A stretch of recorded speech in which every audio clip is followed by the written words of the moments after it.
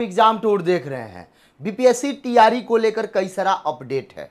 एक दो मौका आपको मिल सकता है टीआरई 3 में, इस बात को आप समझिएगा। जो एक नियम है उसके अनुसार सबसे पहले बता दें, रोस्टर क्लियर होगा। रोस्टर जो क्लियरेंस किया जाएगा उसके बाद फिर आपको एक आध दो सप्ताह उसके बाद रिजल्ट आएगा। रिजल्ट का पहले बात आप समझ लें, 50% चांस है कि 26 के बाद लास्ट सितंबर तक दे दिया जाए, लेकिन 100% चांस है कि आपका अक्टूबर जाएगा। अक्टूबर का फर्स्ट वीक या सेकेंड वीक मैक्सिमम चांस है कि फर्स्ट वीक में आपका रिजल्ट आ जाए। ये मेरा नहीं, ये 100% सूत्र का कहना है, ये सच्चाई भी है। अब थोड़ा सा समझिएगा, जैसे रोस्टर के लिए बहुत सारे लोग बोलते हैं कि पेपर पढ़ देते हैं, मेरे पास भी पेपर आता है, तो आप पढ़िए ना। आपको हम कहाँ बुलाते हैं कि आप आइए पढ़िए लीजिए। दूसरा बात आप इसमें समझिएगा क्या क्या दिया है। दूसरा बात ये है, रोस्टर क्लियरेंस जब होगा तो उसमें कई सारे ऐसे कैटेगरी होंगे जिनका सीट वैरी करेगा। सबसे पहले आपको मालूम होगा कि इससे पहले जो था 65% और 10%, यानी 75% टोटल था। उसके बाद 25% जनरल का था, यानी 100%। लेकिन अब जो रोस्टर जो आ रहा है, नया रोस्टर जो आ रहा है, उसमें 50% और 50%, यानी 50% के आरक्षण नियम जो है उसके अनुसार से होगा। अब इसमें बहुत सारे लोग ये कहेंगे, पहले सबसे अधिक यदि कहीं कोई दिक्कत था तो इधर जनरल का सीट बहुत कम था, उसमें फाइट बहुत लोग करते, क्योंकि बाहर के विद्यार्थी हैं या किसी भी कैटेगरी के अच्छे विद्यार्थी हैं, सब जनरल में चले जाते हैं। वर्तमान समय में देखिए ओपन है 40% सीट जनरल के लिए, कोई भी जा सकते हैं, वो चाहे अदर स्टेट हो या कहीं भी हो। बहुत सारे लोग यहाँ का डॉक्यूमेंट्स भी बनवा कर कैटेगरी में भी आ जाते हैं। अब रहा कई सारे जिला में आप देखिएगा आपका सीट वेरी करेगा, किसी का बढ़ेगा, किसी का घटेगा, किसी का कम होगा, किसी का उससे भी कम होगा, या कई लोगों का बढ़ जाएगा। तो इसमें नियम तो ये हुआ कि जो आप 3 जिला का सूची दिए हैं उसमें आपको फिर से एक बार मौका मिल जाए जिला सेलेक्ट करने का। वह बीपीएससी का मामला है, दे भी सकती है, नहीं भी दे सकती है, ये बात की बात है। तीसरा बात यह है कि आप साफ तौर पर ये देख लीजिए, 9 से 14 तक आप इसमें जहाँ भी कहीं समस्या हो उसमें आप अपील कर सकते हैं। अपील कहने का अर्थ हुआ कि आप उस पर डाल सकते हैं, आपत्ति जता सकते हैं कि यहाँ पे गलत है, इसका साक्ष्य ये है। बहुत सारे अब जब 11-12 में जाइएगा तो कई जगह जो आंसर की दिया गया है उसमें कमियां हैं, उसको दूर करने का प्रयास भी हो रहा है। बहुत सारे लोगों से बातचीत किए तो वो बहुत जल्द आप लोगों का समस्या का समाधान हो जाएगा। लेकिन सबसे बड़ा समस्या ये है कि आखिरकार जो रिस्पॉन्स की दिया गया था आपका, उसमें भारी पैमाने पर अशुद्धियां पाई गई, भारी पैमाने पर गड़बड़ियां पाई गई। क्या वह सुधार कर फिर से दिया जाएगा या नहीं दिया जाएगा? आखिरकार नहीं दिया जाएगा तो कितना सुधार हुआ? कहीं उसी पर तो विद्यार्थी का रिजल्ट न बन जाए। जिस तरीका से रिस्पॉन्स की में गलतियां हुई, कहीं चेक करने में वहीं गलतियां हो जाए, तब भी स्टूडेंट क्या करेंगे? तो इन सारे चीज को लेकर इस बात को आप समझिएगा। आयोग से भी मैं विनती करता हूं कि फिर से रिस्पॉन्स की आप जरूर दें। रिस्पॉन्स की देने से विद्यार्थी का जो संतुष्टि का लेवल है वो थोड़ा सा और हाई हो जाएगा।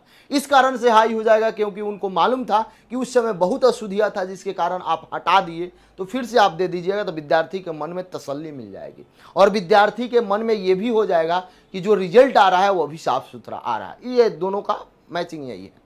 और आपका रोस्टर पर है, थोड़ा सा देख लें रिजल्ट को लेकर। ये साक्ष्य के रूप में बताया जाता है, ऐसा नहीं है कि ये बात मैं आपको नहीं समझा सकता हूं, साक्ष्य के रूप में दिखाया जाता है। बहुत सारे विद्यार्थी ये सोचते हैं कि पेपर बांचना है, पेपर तो हम भी बांट देंगे, कट लेकर आ गए फलना। आपको नहीं बुलाया जाता है। आप एक सक्षम हैं, आप समझदार हैं, तो आप खुद समझ जाइए, कोई दिक्कत नहीं है। ऐसा थोड़े पकड़ पकड़ के बोलते हैं कि नहीं एग्जाम टूर को आप देखिए। दूसरी बात आपसे बता दें, जो विद्यार्थी ये सोचते होंगे कि आप बहुत ज़्यादा एक्सपीरियंस है, तो वो आप अपने मन से निकाल दीजिए। आपसे कई हजार गुना ज़्यादा मेरे पास एक्सपीरियंस है, वो चाहे एग्जाम को लेकर हो, चाहे रिजल्ट देने को लेकर हो, चाहे कई सारे बुक लिखने को लेकर हो, या आपका ज्वाइनिंग को लेकर हो।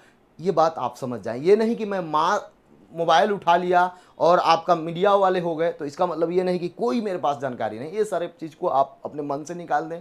और रही बात, बहुत सारे लोग ये आरोप लगाते हैं कि आप इस नेता के पक्ष में बोलते हैं, इस नेता के विरोध में बोलते हैं, तो मैं किसी नेता के पक्ष और विरोध में नहीं बोलता हूं। जो जेन्युइन बात होता है 100% सच्चाई बोलता हूं। इसी कारण से आप देखे होगा बहुत सारे लोगों को कष्ट भी होता है। चलिए आ जाइए, थोड़ा सा ध्यान दीजिए। इसमें 65%, देखिए एक बात समझ लीजिए, सरकार ने जब तक स्पष्ट आदेश पारित नहीं होगा रिजल्ट नहीं करेगा। विज्ञापन नए रोस्टर के हिसाब से निकाला जाएगा। इसमें 65% का आरक्षण रहेगा, यानी 50%, 10% ईडब्ल्यूएस। हालांकि कोर्ट में मामला लंबित है। लंबित क्या है, लगभग इसमें फाइनल बात आप समझ जाइए कि इसमें कोई नहीं 50% ही लागू होगा। उसके बाद आइए, अब तक पूरा मामला नहीं है, अटका हुआ है। आयोग ने तीसरे चरण की सभी परीक्षाओं को मॉडल आंसर की जारी कर दिया है। अभ्यर्थी ने 9 तारीख से लेकर 14 तारीख तक आपत्ति लगा सकता है। जिन अभ्यर्थी को आयोग के मॉडल उत्तर में दिक्कत है वे साक्ष्य के साथ सही तत्वों के साथ आधार पर अपनी आपत्ति दर्ज कराएंगे। आयोग के कक्षा 1 से 12वीं तक का मॉडल उत्तर अपलोड कर दिया गया। ताक को लेकर क्या स्पष्ट है, 12वीं तक का सब कुछ आ चुका है। ताती तत्वा को जाति में सुधार के लिए मौका दिया गया है। उन्हें सुप्रीम कोर्ट के आदेश के बाद एससी से बीसी 1 में डाल दिया गया है। परीक्षा नियंत्रण सत्यप्रकाश शर्मा ने बताया कि शिक्षा विभाग से जैसे स्पष्ट आदेश आएगा, देखिए शिक्षा विभाग जिस तरीका से स्पष्ट करेगी उसके अनुसार से बीपीएससी काम करेगी, इस बात को समझ ले। बहुत सारा अभी भी कंफ्यूजन है, बैकलॉग का सीट जुड़ेगा या नहीं जुड़ेगा, इस बात को आप समझ लें। ये देखिए यहाँ पे चूंकि बीपीएससी के परीक्षा नियंत्रण के जो अधिकारी हैं उनके द्वारा बताया गया, सत्यप्रकाश सर के द्वारा बताया गया है, रिजल्ट जारी किया जाएगा। यानी कि देखिएगा शिक्षा विभाग का आदेश के बाद इस माह के अंत तक, या देखिए यहाँ पे साफ लिखा है वह अक्टूबर के पहले सप्ताह तक रिजल्ट दे दिया जाएगा। और ये इसमें इस बार करीब 87,774 पदों पर नियुक्ति होनी है। अब बहुत सारे लोग कहते हैं, कहेंगे कि सर क्या होगा, रोस्टर क्लियरेंस में ऐड होगा कि नहीं होगा। जब तक बीपीएससी को नहीं आता है कि ऐड कर लीजिए तब तक आप उम्मीद छोड़ दीजिए। ऐसा मैं क्यों कह रहा हूं, इस बात को आप समझिए, ताकि आपके मन में ये उम्मीद हो जाएगा कि 9-10 वाला तो जुड़ रहा है, 1 to 5 का कब जुड़ेगा, 6 to 8 का कब जुड़ेगा, 11-12 का कब जुड़ेगा। यानी 9, 10, 11, 12 वाला तो थोड़ा सा 100% है कि जुड़ सकता है, लेकिन बाकी का कोई क्लियर नहीं है। अब इसमें भी 100% क्यों नहीं कर पा रहे हैं, इसका कारण आप देखिएगा। चूंकि 87,774 पद है, जब इतना पद पर सरकार नौकरी देती ही नहीं है, आयोग पूरा रिजल्ट देता ही नहीं है और शिक्षा विभाग इसका कोई संज्ञान लेता ही नहीं है, तो क्या आप समझ रहे हैं कि सरकार और आयोग और शिक्षा विभाग इतना उदार है कि फिर से वैकेंसी ऐड कर दें? ये बहुत कम संभावना है। ऐड हो जाए, सब कोई चाह रहा है कि ऐड कर दिया जाए। दूसरी बात, एक बात आपसे बता दें, सरकार को केवल आंकड़ा दिखाना है। यदि आंकड़ा नहीं दिखाना रहता तो आखिरकार सरकार को क्या समस्या है, सरकार को क्या दिक्कत है कि पहले डॉक्यूमेंट वेरिफिकेशन नहीं करा रही है, सरकार को क्या दिक्कत है कि 1 कैंडिडेट 1 रिजल्ट नहीं लागू कर रही है, सरकार को क्या समस्या है कि टोटल सीट जितना भी निकले 87,774 सीट पर रिजल्ट नहीं दे रही है। इस तरीका से जब आप देखिएगा 1 कैंडिडेट 1 रिजल्ट और डॉक्यूमेंट्स नहीं जांच कराना, ये सब कुछ जब मिलाइएगा तो 35% सीट आपका खाली रह जाएगा। इस बात को आप क्लियर समझ लीजिए। और देखिएगा जब डाटा आएगा तो 30 से 35% 100% सीट खाली रहेगा। इससे पहले का रिकॉर्ड आप देखिएगा तो वह दर बढ़ते जा रहा है, कहीं इस बार कुछ एक्स्ट्रा भी ना बढ़ जाए। तो इस बात को आप समझ लें, जो सीट को लेकर लगातार दावा किया जा रहा है, जब तक जुड़ नहीं जाता है तब तक विश्वास नहीं है। ताकि विद्यार्थी इतना छोटा सा मांग रखे थे कि डॉक्यूमेंट वेरिफिकेशन कर लिया जाए। विश्व के सभी एग्जाम में डॉक्यूमेंट वेरिफिकेशन पहले होता है, रिजल्ट फाइनल सिलेक्शन से पहले होता है, लेकिन बिहार में भी होता है, लेकिन केवल बीपीएससी टीआरई में नहीं हो रहा है, जिसके कारण से आप देखिएगा कितने फर्जी शिक्षक पकड़े गए। ये पूरा न्यूज सरकार के पास है, पूरा न्यूज आयोग के पास है, टोटल न्यूज शिक्षा विभाग के पास है, लेकिन शिक्षा मंत्री के पास भी है, लेकिन वह जो संज्ञान लेते हैं कि टीआरई 1 टीआरई 2 जो पुराने नियम आते हैं उसी को करेंगे। जबकि ये नियम होना चाहिए कि कहीं त्रुटियां हैं, कहीं समस्या है तो उसको सुधार करना चाहिए। चलिए आगे देखिएगा। बहुत सारे लोग ये भी कमेंट करेंगे कि आखिरकार आप शिक्षा मंत्री को क्यों बोल दिए।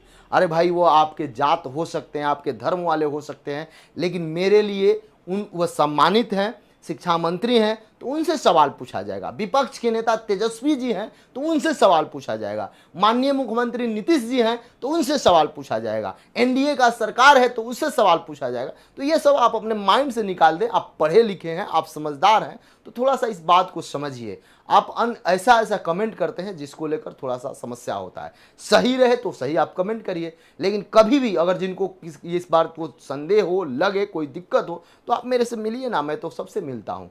जय हिंद।